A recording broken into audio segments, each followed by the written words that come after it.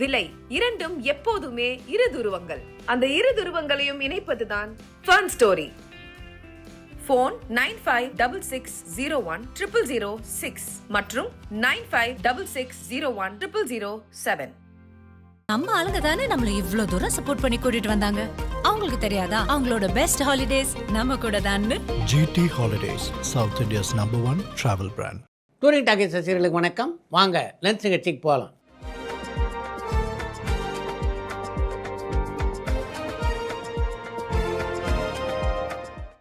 என்னப்பா முதல் கேள்வி? தளபதி நடித்த 69 படங்களையும் ரீரிலீஸ் பண்ண போகிறோம்னு கமலா தேட்டர் ஓனர் விஷ்ணு சொல்லியிருக்காரு. அது சாத்தியமானு பரமன் வேலூர்லேருந்து கேட்டிருக்காங்க. கமலா தேட்டர் அதிபரான விஷ்ணு விஜயனுடைய மிக தீவிர ரசிகர். அதனால் ஒரு புது முயற்சியில் ஈடுபடணும்னு நினைக்கிறார். அவர் முயற்சி வெற்றி பெற வாழ்த்துவோமே. நிறம் படத்தோடைய விழாவில் தேசிய விருது பற்றி டி இமான் மனம் திறந்து பேசியிருக்காரு. அது பற்றி உங்கள் பார்வை என்னன்னு சங்கீதா சேலம்லேருந்து கேட்டிருக்காங்க. நிறம் விழாவிலே இசையமைப்பாளர் டி இமான் தேசிய விருதுகளை பற்றி பல நல்ல கருத்துக்களை சொல்லியிருக்காரு. அவர் சொன்னதில் ரொம்ப முக்கியமான விஷயம், தேர்ந்தெடுத்து நல்ல நல்ல படங்களை அந்த தேர்வுக்குழுக்கு அனுப்பணும் அப்படின்றது தான். எல்லா படங்களையும் அந்த தேர்வுக்குழுக்கு அனுப்புறதுனால நிச்சயமாக எல்லா படங்களுக்கும் பரிசு கிடைக்கிறாரு. நமக்கே தெரியலையா நம்முடைய படம் எப்படிப்பட்ட தரமுள்ள படம்னு.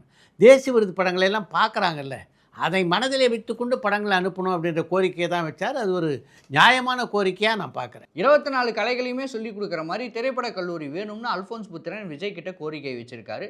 ஆல்ரெடி இருக்க காலேஜில் இதை தான் சொல்லி கொடுத்துட்ருக்காங்க. இதுக்கு தனியாக ஒரு கோரிக்கை வைக்கணும்னு பல்லவி ராமேஸ்வரத்துலேருந்து கேட்டிருக்காங்க. 24 கலைகளையும் கற்றுக் கொடுக்கின்ற திரைப்பட பயிற்சி கல்லூரி இப்போ சென்னையில் எங்கே இருக்குது சொல்லுங்கள் பார்க்கலாம்.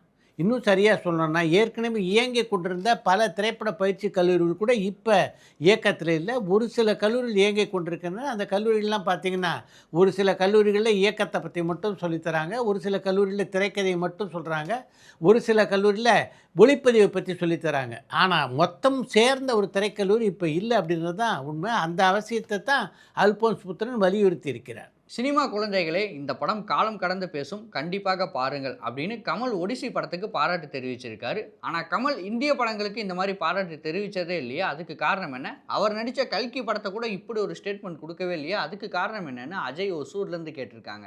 ஒரு படத்தை பார்த்தோன்னே நமக்கு சில விஷயங்களை சொல்லணும் அப்படின்னு தோணும். உடனடியாக அதை நம்ம பதிவு பண்ணணும். அப்படி தான் உலகநாயகன் கமல்ஹாசன் ஒடிசி படத்தை பற்றி அந்த கருத்தை பதிவு பண்ணியிருக்காரு. அந்த பாராட்டை ஏற்றுக்கொள்ளுமே. ஏன் இந்த படத்தை பாராட்டல அந்த படத்தை பாராட்டலன்னு கேள்வி கேட்க ஆரம்பித்தோம்னா அது முடிவில்லாத ஒரு கேள்வியாக போயிடும். சியான் 63 படத்தை பற்றி அப்டேட் ஏதாவது இருக்கான்னு ராஜன் திருப்பூர்லேருந்து கேட்டிருக்காங்க. விக்ரம் 63 படத்துடைய முதற்கட்ட படப்பிடிப்பு முடிவடைந்து விட்டது. அந்த படத்தை தயாரிக்கிற சத்யஜோதி ஃபிலிம்ஸ் நிறுவனத்தை பொறுத்த வரைக்கும் அவங்க தொடர்ந்து படம் எடுத்து கொண்டிருக்கின்ற ஒரு சீசன்டு தயாரிப்பாளர். அதனால் அந்த படத்துடைய படப்பிடிப்பில் எந்த இடைஞ்சலும் இருக்காது. தோல்வியிலிருந்து மீள எனக்கு உதவியது நம்பிக்கைன்னு கைடலோகர் சொல்லியிருக்காங்க. காதல் தோல்வியை தான் இவங்க மென்ஷன் பண்ணுறாங்களான்னு அஜய் ஒசூர்லேருந்து கேட்டிருக்காங்க. தோல்வின்னா அது காதல் தோல்வி மட்டும்தானா? வாழ்க்கையில் எவ்வளோ தோல்வி இருக்குது.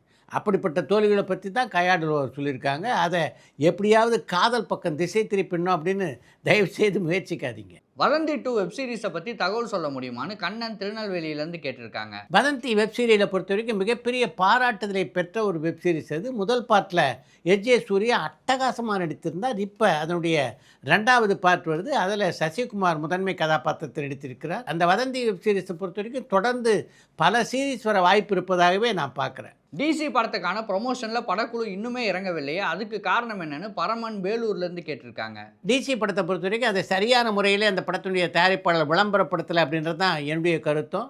அதற்கான காரணத்தை தான் உங்களை மாதிரி நானும் தேடிக்கிட்டு இருக்கேன். ஸ்பைடர்மேன் அப்படிங்கிற புயலுக்கு முன்னாடி ஜனநாயகன் தாக்குப்பிடித்துள்ளதான்னு அஜய் ஒசூர்லேருந்து கேட்டிருக்காங்க. புக் மை ஷோக்கு போய் பார்த்தீங்கன்னா தெரியும் ஜனநாயகன் படத்தினுடைய டிக்கெட்டுகள் எந்த அளவு விற்பனையாக இருக்கின்றன அப்படின்னு. ஸ்பைடர்மேனுடைய வரவால் ஜனநாயகன் படத்தினுடைய வசூல் பெரிய அளவிலே பாதிக்கப்பட்டதாக தெரியல. அதுவும் குறிப்பாக வார இறுதி நாட்களில். நீட் தேர்வு விவகாரத்தில் கைது செய்யப்பட்ட பாடகர் அறிவு இன்னுமே ஜெயிலில் தான் இருக்காரான்னு சஞ்சய் சேலம்லேருந்து கேட்டிருக்காங்க. நீட் தேர்வு பற்றி குரல் கொடுத்த அறிவு அன்று மாலையே விடுதலை செய்யப்பட்டு விட்டார். விஜய் சேதுபதி மேரி கிறிஸ்மஸ் படத்துக்கு அப்புறம் பாலிவுட்டில் வேறு படத்தில் நடித்தாரான்னு சங்கர் மேடவாக்கத்திலேருந்து கேட்டிருக்காங்க. மேரி கிறிஸ்மஸை தொடர்ந்து இந்தியில் திரைப்படத்திலோ அல்லது வெப்சீரிஸிலோ நடிப்பதற்கு விஜய் சேதுபதி கமிட் ஆனதாக தெரியல. சூரிய திரும்பவும் சாய் சித்ராவில் எதிர்பார்க்கலாமான்னு ராஜன் பெரம்பூர்லேருந்து கேட்டிருக்காங்க. திரைப்படங்களில் பார்ட் 1 பார்ட் 2 வர்ற மாதிரி நம்ம சாய் சித்ராலையும் தான் சீசன் 2 ஆரம்பிச்சோமே. அதனால் சாய் சித்ரா சீசன் 2ல் சூரிய இடம்பெற வாய்ப்பு இருக்குது. வெற்றிமாறன் டைரக்ட் பண்ண போகிற தமிழ் முருகன் படமுமே நாவல் தழுவின படம் தானான்னு அஜய் ஒசூர்லேருந்து கேட்டிருக்காங்க. கவிஞர் அறிவுமதி எழுதியுள்ள தமிழ் கடவுள் முருகன் என்ற நூலை தழுவித்தான் வெற்றிமாறன் தமிழ் முருகன் என்ற பெயரிலே ஒரு திரைப்படத்தை இயக்க இருக்கிறார். தமிழ் சினிமாவோட ராஜமௌழி சங்கரா மணிரத்னமான அபி வாணியம்பாடியிலேருந்து கேட்டிருக்காங்க. நம்ம மணிரத்னம் சங்கர் ஆகிய இருவருடைய மிக தீவிர விசிறி தான் ராஜமௌழி. அப்படி இருக்க தமிழ்நாட்டு ராஜமௌழி சங்கரா மணிரத்னமா நீங்கள் கேள்வி கேட்டால் அதுக்கு நான் எப்படி பதில் சொல்கிறது? டைரக்டர் ஹரியை அவர் எடுத்து மிகப்பெரிய ஹிட்டான வேல் படத்துக்கு பார்ட் 2 எடுக்கலன்னு திருச்சியிலேருந்து அருண் கேட்டிருக்காங்க. இன்னும் காலம் இருக்க. சூர்யா ஹரியும் இணைந்து வேல் படத்துடைய பார்ட் 2 எந்த காலத்துலையும் உருவாக்கலாம் இல்லையா?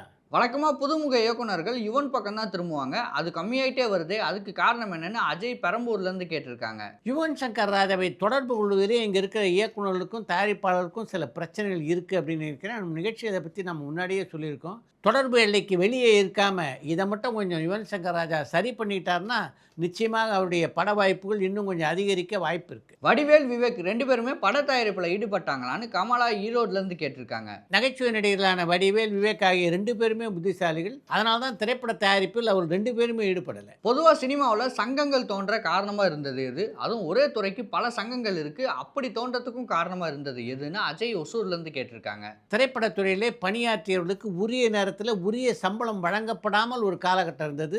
அப்படிப்பட்ட உழைப்பாளர்களுடைய அந்த ஊதியத்தை பெற்றுத் தருவதற்காகத்தான் பல சங்கங்கள் ஆரம்பிக்கப்பட்டன. இப்போ எல்லா துறைகளிலும் பார்த்தீங்கன்னா சங்கங்கள் மலிந்திருக்கின்றன. ராதிகா சரத்குமார் தம்பதியினர் தேசிய விருது வாங்கியிருக்காங்களான்னு சிதம்பரத்துலேருந்து அருண் கேட்டிருக்காங்க.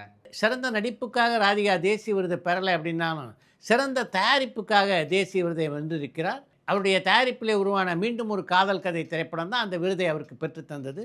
சரத்குமாருக்கு தேசிய விருது இதுவரையில் வழங்கப்படவில்லை. சிபி சக்கரவர்த்தி டான் படத்தை தான் தெலுங்குல ரீமேக் பண்ண போறாரான்னு கண்ணன் திருநெல்வேலியிலேருந்து கேட்டிருக்காங்க. டான் படத்தை தெலுங்கில் மீண்டும் உருவாக்குகின்ற எண்ணம் சிபி சக்கரவர்த்திக்கு இருப்பதாக தெரியல. சுதா கொங்கரா ரஜினி கூட்டணியை எதிர்பார்க்கலாமான்னு பரமன் வேலூர்லேருந்து கேட்டிருக்காங்க. பராசக்தி திரைப்படம் பெரிய வெற்றி படமாக அமைந்திருந்தால் அதுக்கு வாய்ப்பு இருந்திருக்கும். இப்போ அதுக்கு வாய்ப்பு கொஞ்சம் குறைவு தான். அடுத்து இன்று ஒரு தகவல்.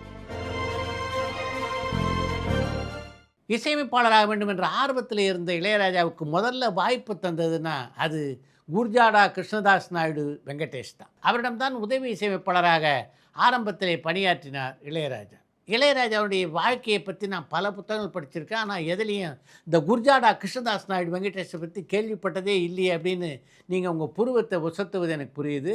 குர்ஜாடா கிருஷ்ணதாஸ் நாயுடு வெங்கடேஷ் வேறு யாரும் இல்லை, ஜி.கே. வெங்கடேஷனுடைய இயற்பெயர் தான் அது. இளையராஜாவுடைய குருமார்களில் ஒருவரான ஜி.கே. வெங்கடேஷுக்கு பல பெருமைகள் உண்டு. எம்.எஸ். விஸ்வநாதன் இசையமைத்த முதல் திரைப்படம் ஜெனோவா அப்படின்றது உங்கள் எல்லாருக்கும் நல்லா தெரியும் அப்படின்னு நினைக்கிறேன். அந்த திரைப்படத்திலிருந்து எம்.எஸ். விஸ்வநாதனோடு இணைந்து பணியாற்றியவர் தான் ஜி.கே. வெங்கடேஷ். அவங்க 2 பேரையும் பார்க்குறவங்க எல்லாரும் அண்ணன் தம்பி அப்படின்னு தான் நினச்சிக்குவாங்க. அந்த அளவுக்கு மிகுந்த பாசத்தோடு அவர் 2 பேரும் அந்த காலகட்டத்திலே பழகி கொண்டிருந்தார்கள். அப்படி அவர்கள் பழகி கொண்டிருந்த காரணத்தினால்தான் 1959ஆம் ஆண்டிலே மெல்லிசை மன்னர் எம்.எஸ். விஸ்வநாதனுக்கு திருமணம் நடைபெற்ற போது அவருடைய அம்மாவான நாராயணி அம்மா கிட்ட என்ன அண்ணனை விட்டுட்டு தம்பி கல்யாணம் பண்ணுறீங்களே அப்படின்னு பக்கத்தை விட்டு இருந்தவங்களாம் கேட்டிருக்காங்க. அந்த அளவுக்கு மெல்லிசை மன்னர் விஸ்வநாதனுடைய குடும்பத்தோடு நெருக்கமாக இருந்தவர் ஜி.கே. வெங்கடேஷ். ஜி.கே. வெங்கடேஷோட பழையவர்களுக்கு அவரை பற்றி ரொம்ப நல்லா தெரியும். அவர் மாதிரி ஒரு இனிய மனிதரை பார்க்கவே முடியாது. மெல்லிசை மன்னர் எம்.எஸ். விஸ்வநாதன், இசைஞானி இளையராஜாவை தாண்டி பார்த்திங்கன்னா தென்னிந்திய திரைவானிலே உள்ள எல்லா இசையமைப்பாளர்களோடும் மிக நெருக்கமாக போகின்ற வாய்ப்பினை பெற்றவர் தான் ஜி.கே. வெங்கடேஷ்.